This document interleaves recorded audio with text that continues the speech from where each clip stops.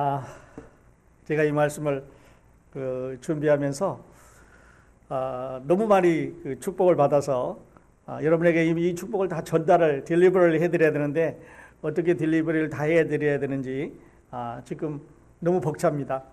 여러분 저와 함께 이제 이 축복을 나눌 수 있기를 바랍니다. 자, 우리는 지금 예수 그리스도의 사역 중에서 우리가 말하는 터닝 포인트에 와 있습니다. 전환점에 와 있어요. 요즘이 이제 요 포인트를 중심으로 해서 예수님은 전에 사역하고 예수님은 후에 사역이 완전히 달라지는 아주 중요한 전환점에 왔습니다. 예수님은 그 전까지는 쭉 기적을 일으키고 비유를 들어서 사람들을 가리키고 이렇게 하셨습니다. 그래서 자기가 누구인가, 하늘에서 오신 메시아가 하나님의 나라가 어떻게 생겼는가 하는 것을, 또 누가 들어갈 것인가 하는 것을 비유를 통해서 또 교훈을 통해서 여러 가지 거를 기적을 통해서 말씀을 해주셨습니다.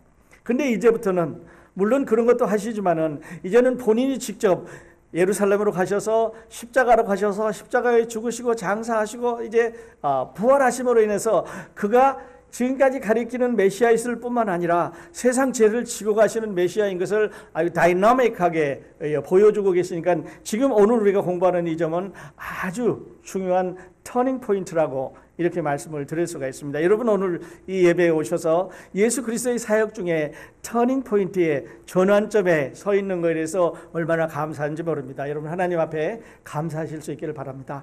자, 가르치는 종에서 이제는 고난받는 종으로 갈릴리 지역 사역에서 이제 예루살렘으로 옮겨 가십니다. 갈릴리 지역에서 예수님께서 갈릴리 그 바다를 중심으로 해서 여러 곳을 다니시면서 사역을 하셨는데 이제는 예루살렘에 가셔서 이제 대제사장들과 또 거기에 있는 종교 지도자들에게 미움을 받으시면서 리젝트를 받으시면서 하늘나라를 선포하시고 그리고 그에게 예언된 대로 십자가를 지시고 돌아가시는 그러는 광경에 과거 그 지금까지 해온 사역의 중간점이면서 이제 앞으로 시작하는 사역의 시작점이라고 생각해 볼 때 오늘 이 마가복음 8장 이 부분의 말씀은 아주 중요한 이런 전환점이라고 이렇게 말씀을 들을 수가 있습니다. 자, 오늘 읽은 이 말씀의 그 첫 번째 베세다라는 지역이 나오고 그다음에 27절에는 가이사라 빌립보라는 두 지역이 나옵니다. 그러니까 성경은 예수님께서 베세다에 가셨다 이렇게 하시면 은혜가 안 된다고 말씀드렸습니다. 자, 이 베세다는 어디냐면 베드로와 안드레와 빌립의 고향입니다. 그리고 예수님께서 오병이어를 일으키신 장소가 바로 그 지역이 바로 베세다였습니다. 그리고 이제 예수님을 안 믿는 그 사람들에게 저주를 내리시고 그리고 오늘 또 이제 장님을 출하는 기적을 이 베세다에서 행하십니다. 그러니까 베세다 그러면 베드로와 그 형제 안드레와 빌립의 고향이다. 그리고 5천 명을 먹이실 때 예수님께서 빌립에게 어디 가서 이 떡을 사서 먹일 수 있겠느냐 하고 물으신 것은 그 지역 출신이기 때문에 누구보다도 그 지형을 잘 알고 있는 빌립이기 때문에 다른 사람이 아닌 빌립에게 예수님이 질문을 하셨다고 하는 것은 너무 당연한 거지요. 그래서 이 베세다 이 지역은 아주 유명한 예수님과 뗄 수 없는 이런 이제 지역이 되는데 여기는 예수님의 사역의 본거지였던 가버나움에서 동쪽으로 2.5마일쯤의 거리니까 그렇게 멀지 않은 이런 거리에 있다고 말씀을 드릴 수가 있겠습니다. 그런데 거기에 화면이 나와 있습니다. 베세다 지금 그 강의 맨 꼭대기에 이제 보이는 대로 베세다가 이제 거기 나와 있습니다. 그리고 그 옆에 가버나움이 있죠. 한 2.5마일 디스턴스 이 지역에서 이제 활동을 하셨습니다. 그 다음 화면 보여주시면 저 지역은 저렇게 아주 가파른 그런 지역이지요. 그래서 갈릴리 바다가 이게 쑥 속으로 들어가 있는데 요즘 우리 길이로 말하면 한 217m 그러니까 우리 피트로 말하면 한 700피트 정도 수면에서 더 아래에 있는 세계에서 유일한 그런 강입니다. 그런데도 그 물이 썩지 않는 것은 위에 있는 헤르몬산이라고 하는 높은 산에서 계속 물이 들어와서 밑으로 흘러내려가기 때문에 썩지 않고 예수님이 말하는 갈릴리 바다에서 베드로가 갈릴리에서 고기를 잡았고 예수님의 제자들이 갈릴리 출신이고 하는 것은 저 갈릴리 바다, 저 바다에 사람들이 이제 살았고 예수님은 그 지역에서 활동을 하셨습니다. 이걸 더 큰 지도로 보게 되면 그 다음 지도 보면 더 크게 그려져 있는데 이렇게 자 그러면 이제 나왔습니다. 그래서 지금 우리가 보고 있는 지역은 위에 하란 선 이게 이제 갈릴리 바다고 그다음 밑에 보면 데드시라고 되어 있는 이거는 사해입니다. 그러니까 큰 이 바다가 두 개 있는데 위에 갈릴리 바다는 물이 계속해서 유입되어 들어오기 때문에 거기서 물고기가 살고 거기서 사람들이 이제 생활을 할 수가 있는데 밑에 사해는 물이 꼭 고여 있기 때문에 세계에서 제일 짠 그런 바다라고 그러죠. 그래서 거기 생물이 살 수 없는 그런 지역인데 두 개의 이제 강이 또는 바다가 이스라엘에 있습니다. 그래서 예수님께서 벳세다에 가셔서 이제 이 소경 하나를 이제 고치는 이런 광경입니다. 우리가 얼핏 볼 때 예수님이 그 벳세다에서 소경 하나를 고치셨구나 이렇게 보면 은혜가 안 된다고 말씀드렸습니다. 예수님께서 벳세다에 가셨을 때 사람들이 소경 하나를 데리고 예수께로 나와 손 대시기를 구하거늘 이렇게 시작을 합니다. 예수님이 소경 하나를 데리고 와서 예수님에게 고쳐주기를 구했다는 말입니다. 여러분 이 말씀을 읽으면 예수님이 그냥 그랬구나 이렇게 생각하지 마시고 지금 예수님을 데리고 죄송합니다. 그 눈먼 사람을 데리고 예수님에게 온 이 사람들은 아마도 친구였을 가능성이 많습니다. 어쩌면 가족이었을지도 모르는데 사람들이라고 이렇게 표현한 걸로 봐서는 친구였을 가능성이 많습니다. 그러니까 친구들이 눈먼 사람 하나 데리고 예수님에게 왔습니다. 그리고 예수님은 그 눈먼 사람을 고쳐주시고 집에 갈 때는 눈먼 사람이 자기가 걸어가는 이런 이제 기적인데요. 이 사람은 눈을 뜬 장님으로 예수님 앞에 왔는데 예수님을 만나서 눈을 뜨고 왔다 뭐 우리가 늘상 있는 얘기지요. 근데 그 얘기를 조금 더 내려가 보면 이 사람이 올 때는 예수님에게 올 때는 친구들에게 인도되어 왔습니다. 그리고 예수님을 만났고 갈 때는 자기 스스로 갔습니다. 다시 말씀드리면 이 예수님의 기적은 예수 그리스도에게로 올 때 예수 그리스도의 영혼들을 인도할 때 누군가에 의해서 소개되어서 이끌려서 장님으로 왔다가 그리스도를 만나서 빛을 보고 돌아가야 된다고 하는 우리에게 전도라고 하는 걸 말해주고 있습니다. 사랑하신 여러분, 여러분은 누구를 예수님에게 인도한 경험을 갖고 계십니까? 또는 지금 누구를 위해서 열심히 중보 기도를 하시고 그 사람을 예수님께로 인도하기 위해서 노력하고 계십니까?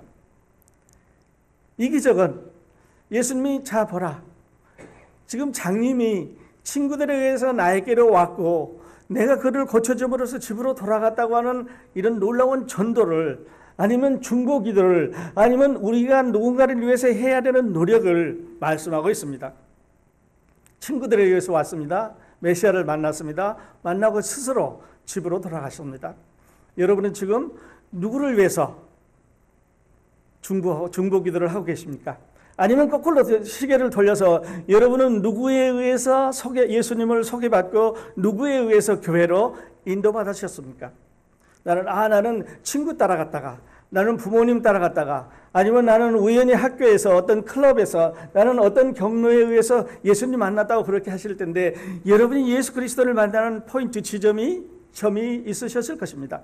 한번 시계를 되돌아보면 세월을 되돌아보면 누가 나를 예수님께로 인도했다고 하는 그 지점이 여러분 마음 가운데 여러분 생각 속에 여러분 삶 속에 여러분 경험 속에 분명히 있으실 것입니다. 이 사람도 그랬습니다. 그래서 그날 눈을 떴지요. 그렇다면 여러분은 누구를 지금 예수 그리스도께로 인도하고 계십니까?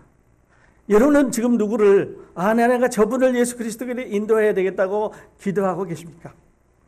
누구의 인도로 그리스도를 만나셨습니까? 아니면 누구를 그리스도에게로 지금 인도하고 계십니까?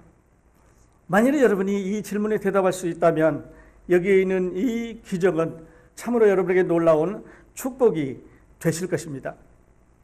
그 다음에 보면 예수님이 그 사람을 붙들고 이제 침을 발라서 눈에다 침을 발라서 이렇게 눈을 뜨게 했다고 말씀합니다. 그런데 마가복음의 모든 기적은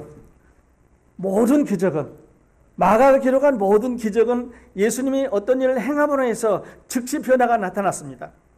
다른 장님을 고칠 때는 즉시 눈을 떴습니다. 또 어떤 이제 중풍병자를 고칠 때는 즉시 일어나서 걸어갔습니다. 사탄이 들어있는 마귀가 들어있는 사람을 내쫓을 때는 마귀가 즉시 떠나갔습니다. 그런데 이 기적은요, 지금 예수님이 말씀하시는 이 기적은 눈을 뜨게 했는데 바로 시력을 찾은 게 아니라 1단계, 2단계, 3단계 프로그레시브입니다. 처음에 뭐가 보이냐? 네, 희미한 게 보입니다. 사람들 같은 또는 나무가 걸어다니는 것 같은 희미한 물체를 봅니다. 이렇게 말했습니다. 그리고 한 번 더 예수님께서 축복을 해주시자 이번에는 클리어하게 시력이 완전히 회복이 됐습니다. 그러니까 1단계, 2단계, 3단계로 회복이 된 기적 중에 유일한 기적은 이 기적밖에는 없습니다. 다른 때는 그냥 시력을 회복시켜 주시자 눈을 떠져서 사람들을 볼 수가 있었습니다. 죽은 사람을 살리실 때 즉시 일어나서 걸어서 말도 하고 먹을 것도 찾았는데, 여기 이 기적은 프로그레시브 3단계. 처음에 보이느냐? 나무 같은 것이 보입니다. 그 다음에 다시 축복해 주시자 이제는 모든 것이 클리어하게 보였습니다. 여러분, 이거는요, 우리 영적인 장님, 예수님 믿지 않는 사람들을 영적인 장님이라고 말합니다. Spiritual blind라고 그러죠. 이 영적인 장님들은 아무것도 하늘나라의 아름다운 것을 볼 수가 없습니다. 하늘나라에 가면은 뭐 이런 게 있다고 말해도 상상이 안 가는 거지요. 영적인 장님들입니다. 이 장님들은 하늘나라의 아름다운 것을 모를 뿐만 아니라 여러분들이 소개하는 이 가치, 이 보석의 가치를 이해할 수 없는 사람들이죠. 그런데 그 사람들이 예수 그리스도를 소개받고 하나님의 말씀을 소개받고 생명을 소개받고 구원을 소개받고 그가 앞으로 어떤 일이 있을 것이라고 하는 성경의 이런 예언들을 소개받은 다음에 마음속에 점점 변화가 생기기 시작합니다. 그래서 잘 이해가 안 갔던 것들이 조금씩 어린아이가 자라는 것처럼 조금씩 자라가면서 지식이 쌓이고 눈이 밝아지고 그리고 시력을 갖게 되고 들리는 소리가 잘 들리게 돼서 이제는 하늘나라를 더 잘 이해할 수 있는 거죠. 어쩌면 우리가 살고 있는 지금 단계는 두 번째 단계라고 제가 말씀을 드릴 수가 있습니다. 어떻게 보면 우리가 지금을 볼 때는 희미하게 거울을 통해서 보지만, 그러나 앞으로 예수 그리스도를 만나게 할 때 그때는 얼굴과 얼굴, face to face, 얼굴과 얼굴을 마주보고 자세히 우리가 서로 안다고 말했으니 우리 그런 때가 올 것을 생각을 해봅니다. 그러니까 3단계로 이렇게 말씀하신 것은 제가 생각할 때는요, 그냥 바로 고치셔도 되는데 이 기적을 3단계로 고치신 것은 예수님께서 자기의 제자들이 슬로우한 거를, 아주 슬로우한 거, 천천히 그렇게 배워가는 데 대한 비유를 주신 게 아닌가 싶습니다. 왜냐하면 예수님의 제자들은 지난주에도 말씀드렸습니다마는 이제 5,000명을 먹이고 4,000명을 먹이고 배에 가는데 떡이 한 개밖에 없습니다. 그래서 서로 걱정합니다. 아이고, 떡이 한 개밖에 없네. 이제 우리 뭐 먹어? 그 배 안에 예수님이 계셨습니다. 얼마 전에 떡조가리 5개 가지고 5,000명을 먹이고 떡조가리 7개 가지고 4,000명을 먹이고 12광줄이 남고 7장줄이가 남은 그 기적을 행한 바로 주인공이 그 손에서 막 떡이 만들어지는 그 주인공이 배 안에 있는데, 예수님의 제자들은 지금 자기들 먹을 점심 걱정합니다. 먹을 걱정하는 거죠. 어떨 때 우리도 그래요. 어쩔 때 우리는 하나님은 전능하시다, 하나님은 나에게 모든 것을 해주실 수 있다고 하는 여호와라고 하는 것을 믿으면서도 우리는 조그마한 거리에서 걱정합니다. 하나님, 이거 어떻게 했으면 좋겠습니까? 제자들, 배 안에 들어있는 그 배를 타고 갔던 예수님의 제자들하고 비슷한 신앙을 갖고 있는데요, 깨닫는 게 늦습니다. 그래서 예수님이 그들을 책망했습니다. 깨닫는 게 없느냐? Don't you understand? 아직도 이해를 못하느냐? 아직도 내가 누군지 확신이 없느냐? 이렇게 책망을 하셨는데요, 3단계를 통해서 이 눈먼 사람을 고쳐주기 위해서 그들이 천천히 깨닫고 뿐만 아니라 천천히 깨달을 뿐만 아니라 그 깨달음 속에서 이제 이 메시아가 누군지를 확신하지 못하는 그 제자들을 비유해서 말씀하신 게 아닌가 생각을 해봅니다. 마가복음을 우리가 시작을 할 때 마가복음에서 첫 장에서 이렇게 시작을 했습니다. 1장 1절에 보면 하나님의 아들 예수 그리스도 복음의 시작이라. 하나님의 아들 예수 그리스도 복음의 시작이라 이렇게 봤다면 마가복음은 시작할 때부터 예수님은 하나님의 아들이었습니다. 메시아셨지요.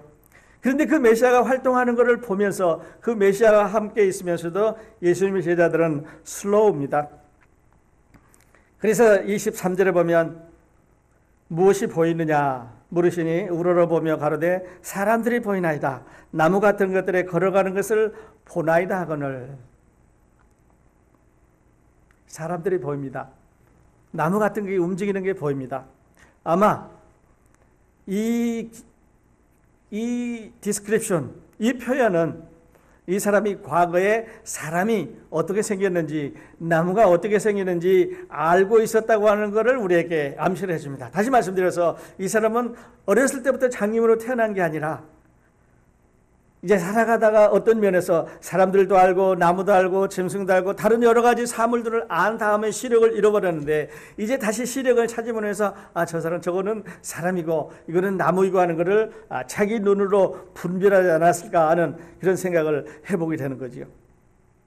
그래서 25절에 이제 다시 안수를 했더니 만물을 밝히 보는지라 clearly 확실하게 분명하게 봤습니다.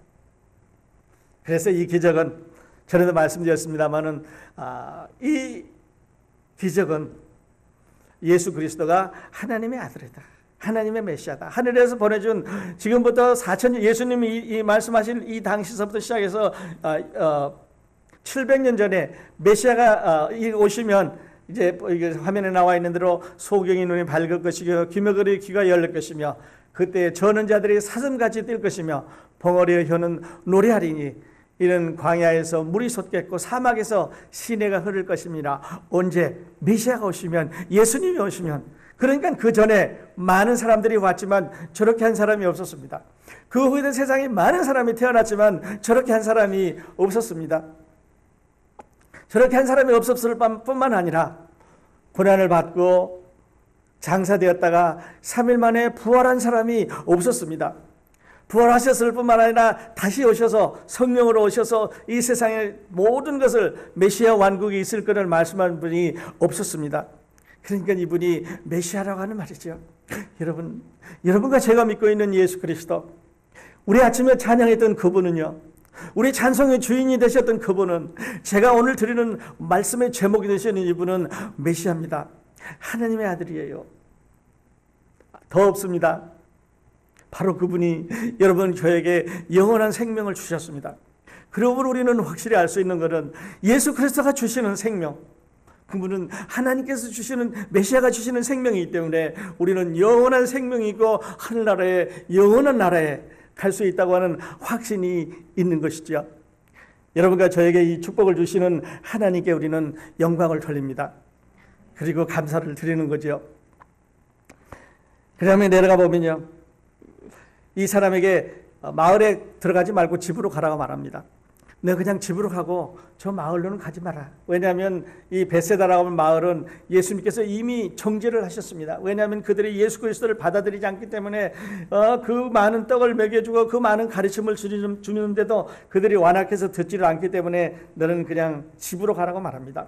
그리고 27절에 보면 오늘 두 번째 이제 기사가 나오는데요. 예수님께서 가이사랴 빌립보에 가셨습니다. 자, 그냥 예수님이 가이사랴 빌립보에 가셨던 모양이다 그랬는데 지도를 한번 다시 보겠습니다. 가이사랴 빌립보는 갈릴리 바다에서 저 북쪽 빨간 걸로 표시해 놓은 저 지점입니다. 한 25km 정도 올라갔다고 그랬는데요.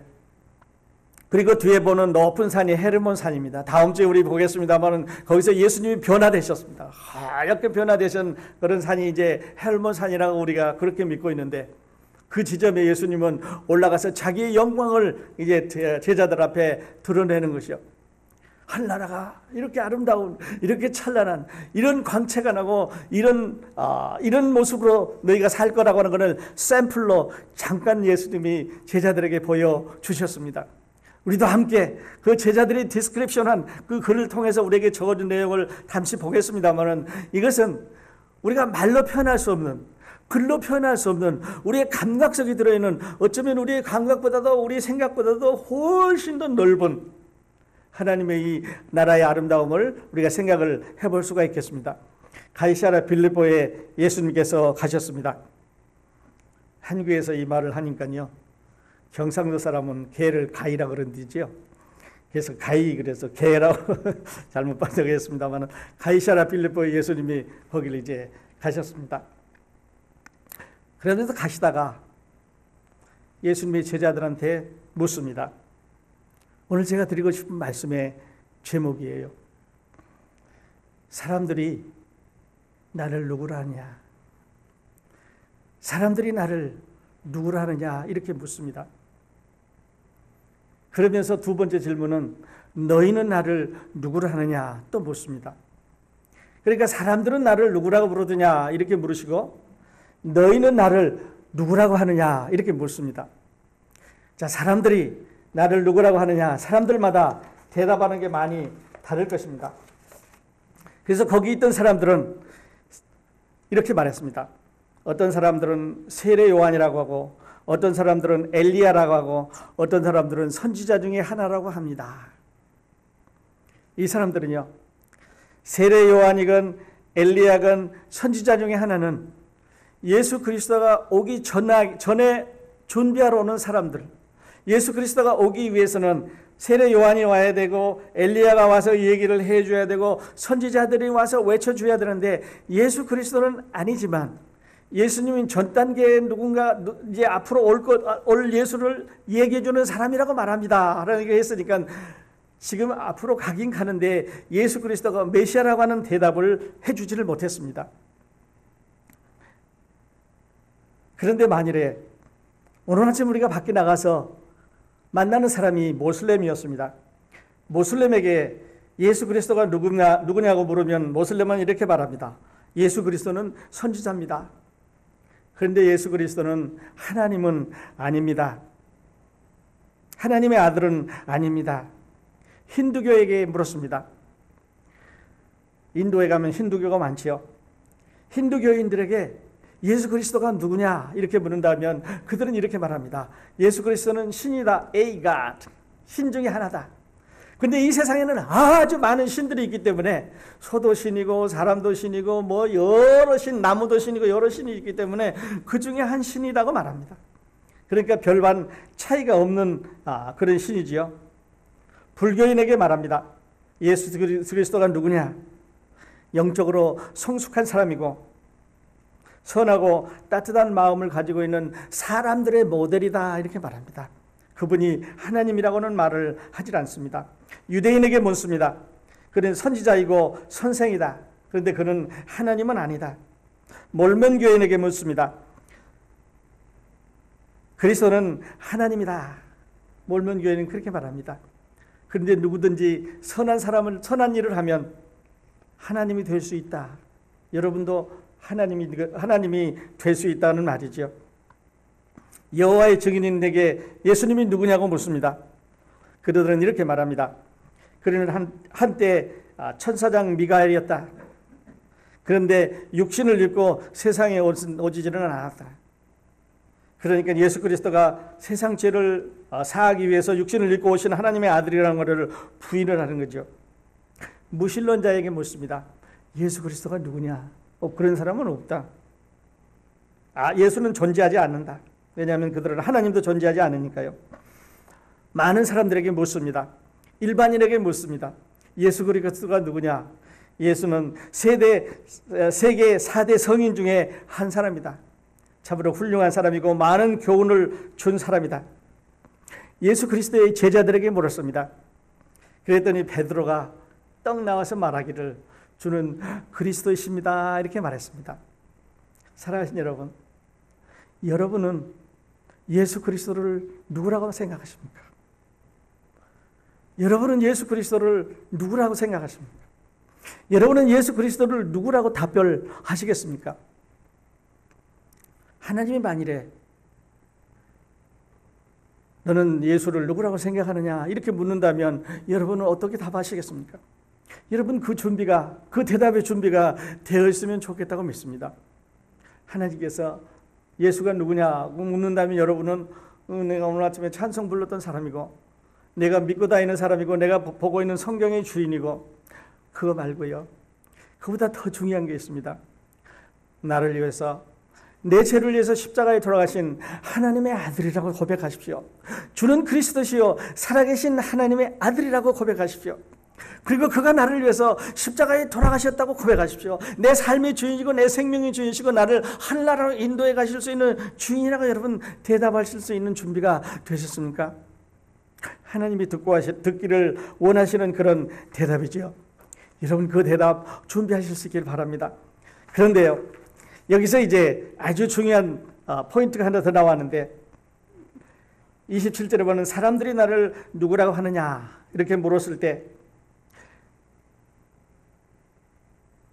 여짜봐 가로되 세례 요한이라고 하고 더러는 엘리야 더러는 선지자 중에 한 사람이라 하나이다. 사람들은 그렇게 말했습니다. 이건 제너럴한 거죠. 그때 예수님께서 또 물으시되 너희는 나를 누구라 하느냐. 이 말을 다시 하면 너희는 나를 누구라고 말하느냐 이런 말입니다.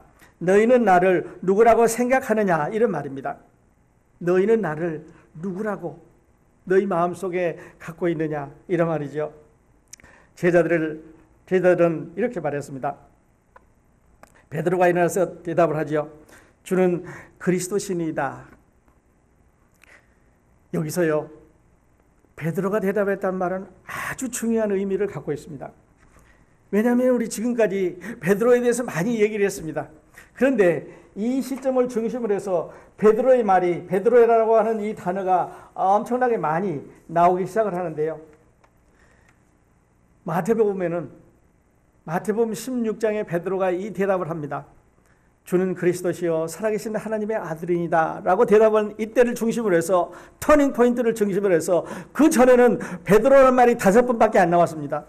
근데 이 시점을 중심으로 해서 베드로라는 말이 18번이 나오니까요. 마가복음의 이 전까지는 베드로라는 말이 2번밖에 안 나왔습니다. 그런데 오늘부터 시작해서 베드로는 16번 나옵니다. 누가복음에도 바로 이 기사가 있기 전까지 베드로는 4번밖에 안 나왔는데요. 이제 앞으로 16번이 더 나오니까 얼마나 많은 베드로라는 이름이 나오고 있는지 모릅니다. 왜냐고요? 베드로는 반석이라고 하는 뜻이지요. 그래서 너는 베드로라 이렇게 예수님이 이제 말씀하셨는데 반석은 아주 평평한 바위라고 하는 뜻이죠. 근데 사실 베드로는 이 바위값은 못했습니다. 예수는 부인하기도 하고 또 이제 많이 흔들리는 바위는 흔들리면 안 되는데 바위는 항상 그 자리에 있어야 되는데 눈이 오나 바람이 부나 비가 오나 항상 세월이 가도 그 자리에 그 모양을 하고 있어야 되는데 베드로는 환경에 따라서 흔들렸습니다.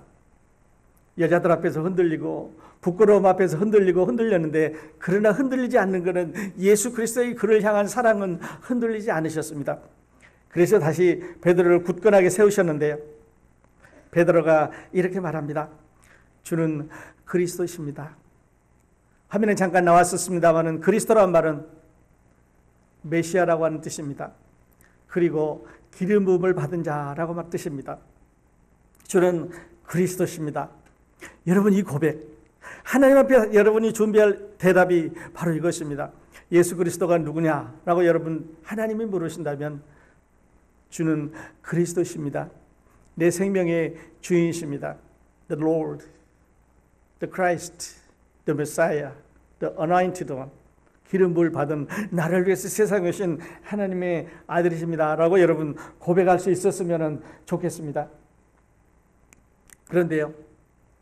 여기서 질문이 하나 여러분이 있으셨을 겁니다. 왜냐하면 예수님의 제자들이 지금 12명이 함께 있는데 예수님의 제자들 중에서 그래도 계산하면 마태가 계산은 잘할 거고 그렇죠? 세금 받으러 다니는 사람이었으니까요. 그 다음에 뭘 꼼꼼하게 잘 따지고 섬세하게 잘 아주 디테일한 사람은 요한이었을 거고 그 다음에 여러 12명의 제자들이 있었는데 왜 베드로가 나타나서 이야기를 했을까 하는 거죠.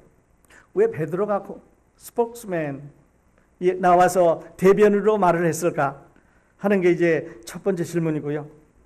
두 번째는 마가는 두 번째 부분을 생략을 했습니다. 주는 그리스도시요 하고 그 다음에 살아계신 하나님의 아들이다 라고 하는 마태가 기록한 두 번째 부분을 생략을 했습니다. 왜 생략을 했을까요? 마태가 글을 쓰면서 잊어버렸을까요? 아니요. 아니면 마가는 베드로가 전해주는 그 부분 중에서 이제 빼놓고 썼을까요? 그렇지 않죠. 왜냐면요. 제 생각이 성경은 말하고 있지 않지만 제 생각은 이렇습니다. 마가는 로마인들에게 이 편지를 적어 보내기 때문에 로마 사람들에게는 주는 그리스도시요라는 이 말 속에 주는 메시아라고 하는 뜻이고 주는 기름 부음을 받은 하나님의 아들이라는 뜻이 포함되어 있기 때문에 주는 그리스도시요 살아계신 하나님의 아들이라고 두 번 강조해서 하지 않아도 이분에게는 충분한 메시지가 전달됐다고 믿습니다. 그러나 유대인들에게는 마태는 유대인을 위해서 쓴 복음서인데 그 유대인들에게는 이 말씀만 갖고는 충분하지 않습니다. 왜냐하면 그들은 성경을 많이 연구하고 깊이 연구하고 계속해서 연구하고 조상 제대로 연구하고 믿어왔기 때문에 더 자세한 더 디테일한 어떤 신학적인 조직적인 이런 말씀의 가르침이 필요하지 않았을까? 그래서 주는 그리스도시요 살아계신 하나님의 아들이십니다. 이렇게 함으로 해서 period. Are there any more questions? 그 사람들에게 더 이상 질문을 받을 필요가 없이 유대인들에게는 정확하게 풀 센텐스로 전해주셨지만 그러나 마가에게는 그렇게 할 필요가 없었는 거죠. 다 들어서 예수 그리스도가 메시아냐 아니냐 그것이 아니고 이들에게는 이 말씀으로 예수 그리스도가 메시아인 것을 충분히 믿을 수 있다고 하는 그런 말입니다. 이때 예수님은 다른 사람들에게 이 말을 하지 마라 그랬습니다. 주는 그리스도시요 하는 말을 하지 마라 그랬습니다. 아니 지금 주가 그리스도로 오셨는데 기름 부음을 받은 자로 오셨는데 하나님의 메시아로 오셨는데 왜 하지 말라 그랬을까? 좀 가서 빨리 말하라 그러지. 너희는 나가서 이 얘기를 좀 전해라 말하시지 않고 하지 말라 그랬습니다. 왜냐하면요. 아직 때가 안 됐기 때문에 아직 자기가 가야 되는 코스가 프로그램이 아직 스테이지가 남아 있었기 때문에 이제 여기서부터 시작해서 예루살렘에서 향해서 내려가는데 예루살렘에서 향해서 내려가면서 많은 것을 선포하셔야 되는데 미리 더 어려운 문제가 생기면 어려울 거기 때문에 그래서 점차적으로 내려가면서 예수 그리스도는 당신이 메시아인 것을 사람들에게 행동으로 보여주시고 말씀으로 보여주심으로 해서 그 미움이 예수 그리스도를 없애야 되겠다고 하는 이 반대 세력들의 미움이 계속해서 올라오게 되는데요. 그래서 그 미움 때문에 예수 그리스도는 십자가로 갈 수밖에 없었는 거지요. 그리고 하나 더 말씀드리고 싶으면 사람들은 예수 그리스도를 세례 요한, 엘리야, 선지자 중에 하나를 말했습니다. 제자들은 그 대표를 통해서 주는 그리스도신이다 라고 말했습니다. 그렇다면 예수 그리스도는 자기를 뭐라고 말할까? 예수 그리스도는 자기를 뭐라고 말할까? 31절에 보면요. 예수님은 자기 자신을 이렇게 말합니다. 인자가 많은 고난을 받고 장로들과 대제사장들과 서기관들에게 버림받아 죽임을 당하고 사흘 만에 살아나야 할 것을 비로소 저희에게 가르치시되 예수 그리스도는 본인이 고난을 받아야 된다고 말합니다.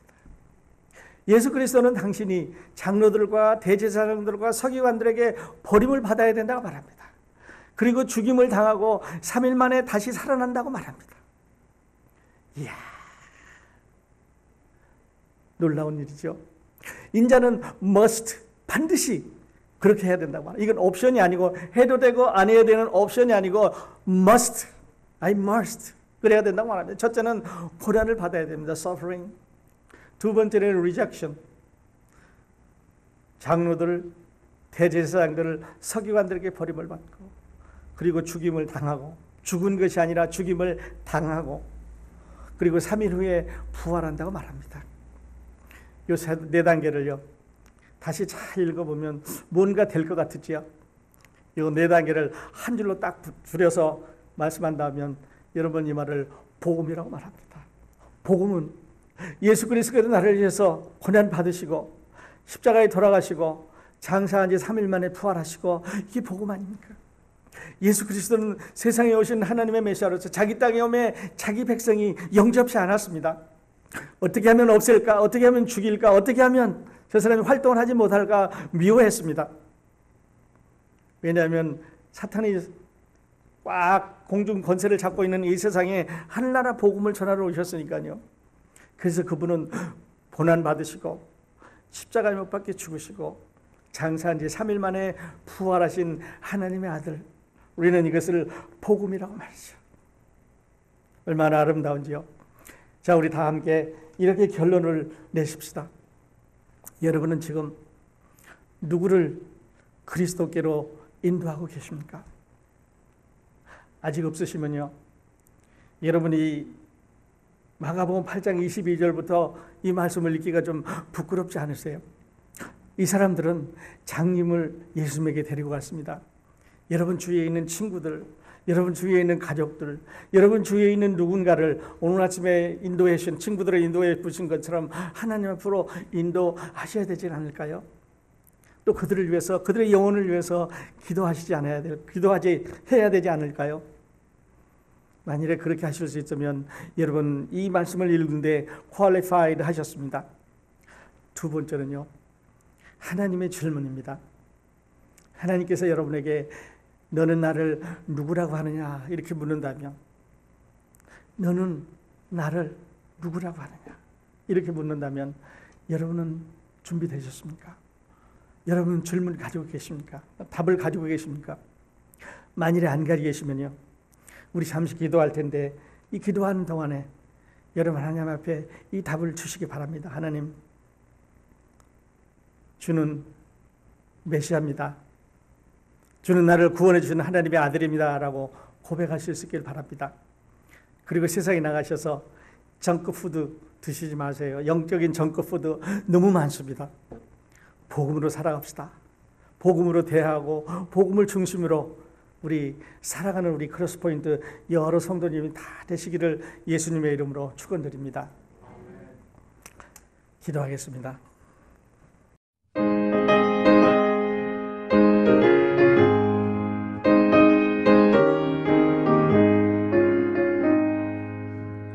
빛의 사자들이여 어서 가서 어둠을 물리치고 주의 진리 모르는